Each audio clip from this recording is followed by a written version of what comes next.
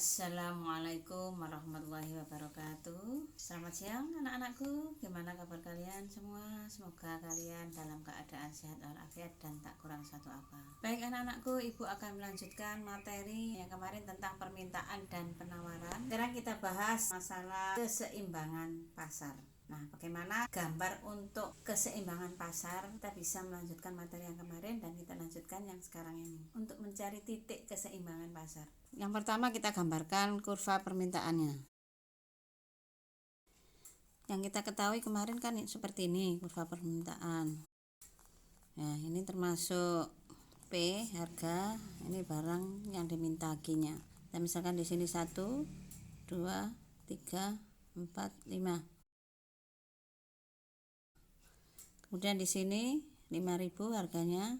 Kemudian di sini 10.000, di sini 15.000, 20.000 dan 25.000. Jadi kita gambarkan kurva permintaan ini ya. Kita misalkan P. P ini termasuk harga. Q-nya barang yang diminta. Mulai P-nya mulai harga 5.000, 10.000, 15.000, 20.000 dan 25.000. Sedangkan barang yang diminta 1, 2, 3, 4, 5. Misalkan seperti ini. Kemudian jika harga sebesar 25.000, otomatis permintaan itu semakin sedikit, hanya 1. Jika harga turun 20.000, maka permintaan akan mengalami kenaikan sebesar 2. Jika harga turun lagi sebesar 15.000, maka permintaan akan mengalami kenaikan sebesar 3. Jika harga barang turun sebesar 10.000, maka permintaan akan mengalami kenaikan lagi. Begitu pula sebaliknya, jika harga 5.000, maka permintaan akan barang dan jasa juga mengalami kenaikan. Kita tarik dari jendolannya ini. Tarik garis. Nah, ini termasuk kurva permintaan seperti yang kemarin ya. Nah, sekarang kita gambarkan dengan harga yang sama ya. Harga yang sama, penawaran dan permintaan pun sama. Misalkan untuk penawarannya dan penawaran ini ya. Nah, kita misalkan untuk penawarannya misalnya harga sekitar 25.000. Penawarannya bagaimana di sini? Nah, kalau harga semakin naik, otomatis seorang produsen akan memproduksi barang lebih banyak lagi. Sebesar berapa harga naik ini? Barang yang diproduksi oleh produsen sebesar 5. Karena harga mengalami satu kenaikan. Harus ada jendolannya biar nanti bisa diketahui. Nah, harga turun sebesar 20.000, produsen akan memproduksi barang sebanyak 4 saja. Harga 15.000, produsen otomatis semakin turun memproduksi sebesar 3. Harga sebesar 10.000, produsen turun lagi memproduksi hanya sebesar 2. Harga lagi sebesar 5.000, hanya 1 yang diproduksi oleh produsen. Kita tarik garisnya. Ini namanya penawaran. Nah, inilah namanya titik keseimbangan harga atau titik equilibrium. Titik keseimbangan harga. Bisa dipahami anak-anakku? Ini ya mengenai kurva keseimbangan harga atau mencari titik equilibrium. Berikutnya tentang pasar anak-anakku. Ada yang tahu pasar itu apa?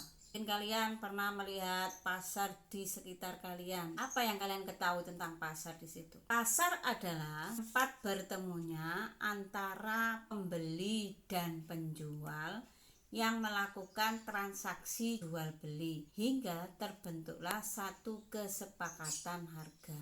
Itu namanya pasar. Kemudian yang kedua, apa syarat-syarat dari pasar? 1. Ada pembeli. Yang kedua, ada penjual. Yang ketiga, ada barang yang diperjualbelikan. Yang ketiga, adanya kesepakatan harga. Kalau harga tidak disepakati, otomatis tidak terjadi jual beli barang. Kemudian macam-macam pasar. Yang pertama ada pasar harian. Pasar harian yang kita lihat setiap hari. Mungkin orang tuamu pergi ke pasar setiap hari. Dijual apa saja, yang sembako, kemudian sayuran, ikan ataupun yang lain dilakukan setiap hari. Kemudian yang kedua, pasar mingguan. Pasar mingguan yang ada di sekitar Sukoharjo saja, seperti pasar Kamisan. Nah, ini dilaksanakan setiap 1 minggu sekali. Yang dijual apa? Nah, tergantung pada daerah atau wilayah masing-masing. Kalau Sukoharjo berarti pasar apa kalau hari Kamis? Pasar kerbau atau pasar apa, hewan. Kemudian yang ketiga, pasar bulanan. Nah, pasar bulanan ini dilakukan pada setiap bulan sekali. Dan dijual apa saja? Bisa mungkin di sini mempromosikan produknya. Kemudian lagi pasar tahunan. Nah, pasar tahunan ini kegiatannya memperjualbelikan setiap 1 tahun sekali. Apa misalnya? Kita ketahui ada pasar malam. Mungkin setiap 1 tahun sekali ada acara Maulid Nabi. Namanya pasar tahunan, dilakukan setiap 1 tahun 1 kali. Itu ya anak-anak mengenai macam-macam pasar. Sekarang kita bahas tentang pasar menurut wujudnya. Pasar menurut wujudnya di sini ada 2 yang harus kalian ketahui.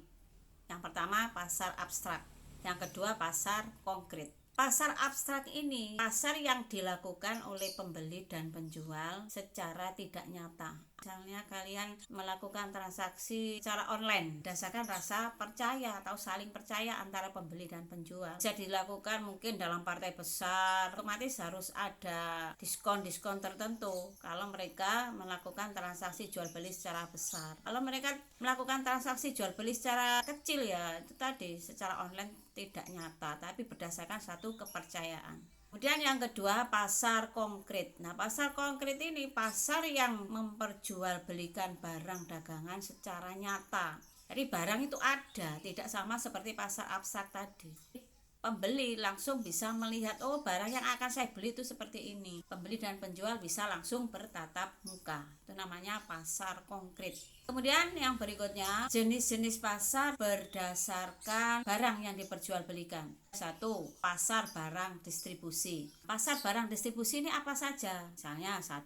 Pasar faktor produksi alam. Misalnya Indonesia ini memproduksi apa? Atau sumber daya alam apa yang diproduksi Indonesia, misalnya kayu jati atau apa. Kemudian yang kedua pasar faktor produksi tenaga kerja. Nah, biasanya faktor produksi tenaga kerja ini kalau kita ketahui dalam BUMN atau BUMS itu ada bursa tenaga kerja. Bagi calon-calon tenaga kerja yang ingin kerja, dia bisa melakukan hubungan melalui Departemen Tenaga Kerja yang akan melakukan pasar atau bursa tenaga kerja. Jadi di sini diketahui lowongan pekerjaan apa yang mereka minati melalui bursa tenaga kerja. Kemudian yang ketiga pasar faktor produksi modal. Nah, modal ini biasanya yang kita ketahui kalau perusahaan ingin menginvestasikan atau membuka peluang kepada orang lain untuk menginvestasikan usaha mereka agar bisa lebih berkembang lagi, biasanya melalui bursa saham atau bursa efek.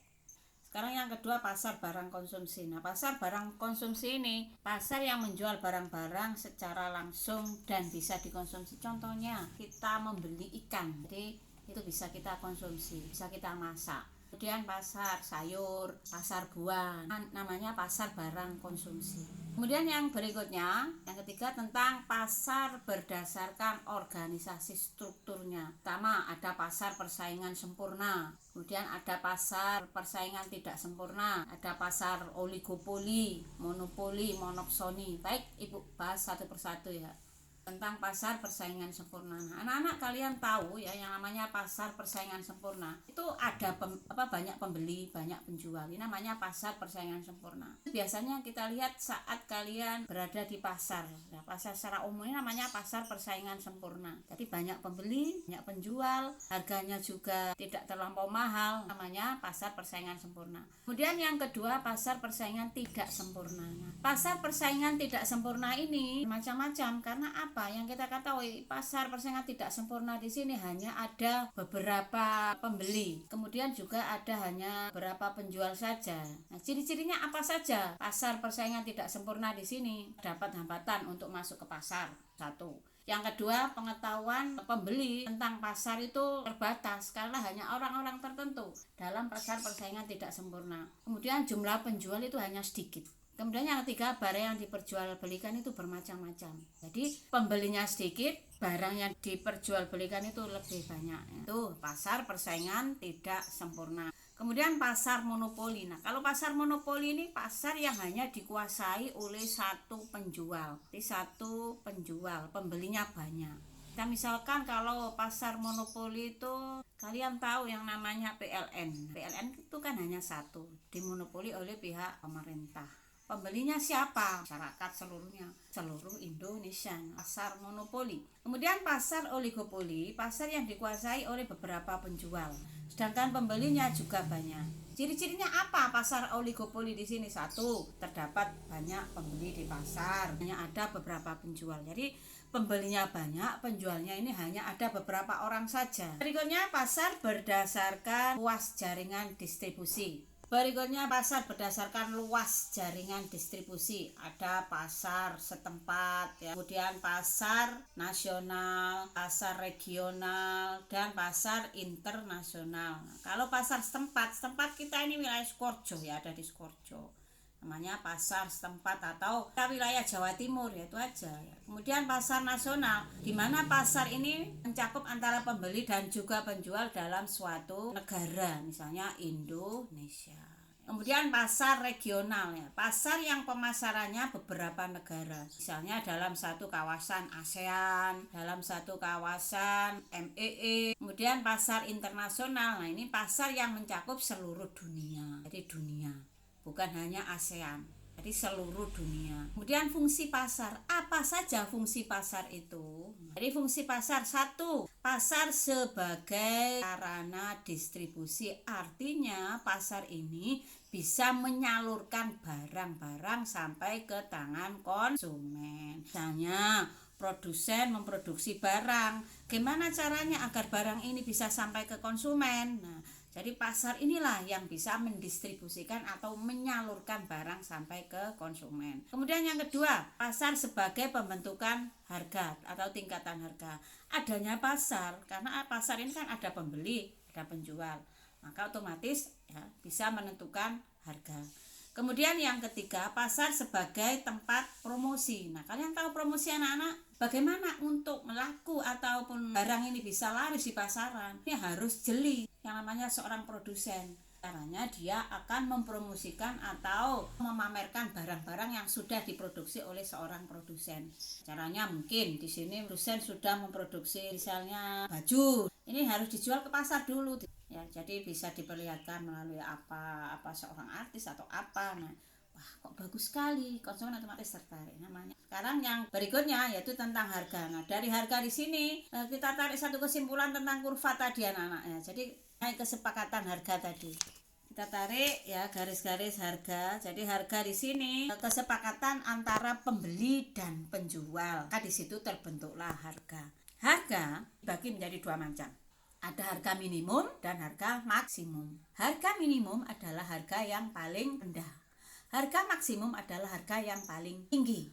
Contohnya apa harga minimum ini? Misalnya beras, ya. Beras kan ada harga yang murah, ada harga yang sedang, ada harga yang tinggi. Nah, kita tarik masalah harga yang minimum itu berapa. Nah, mampunya konsumen membeli dengan harga berapa? Ini namanya harga minimum. Nah, harga maksimum, harga yang tertinggi. Kalau mereka mampu untuk membeli dan harga yang paling tinggi, harga maksimum, ya monggo. Namanya harga maksimum. Itu saja anak-anak untuk hari ini materi yang Ibu jelaskan. Jika kalian kurang jelas, kurang paham, bisa hubungi Bu Sulis melalui WA, ya. Sekarang tugas kalian yaitu kalian mengerjakan latihan siswa halaman 34 nomor 1 sampai dengan nomor 5. Kemudian itu yang nomor 1, ya. Yang nomor 2, kalian membuat kurva keseimbangan pasar itu dari kurva permintaan dan penawaran yang kemarin. Itu buat kurva keseimbangan pasar. Jadi ada 2 tugas kalian. Yang pertama, kalian mengerjakan LKS halaman 34 nomor 1 sampai nomor 5. Dan yang kedua, kalian membuat kurva keseimbangan pasar dari kurva permintaan dan penawaran. Nah, itu saja anak-anak pertemuan kita untuk hari ini. Ada kurang lebihnya Bu Sulis minta maaf. Saya akhiri ucapkan wassalamualaikum warahmatullahi wabarakatuh.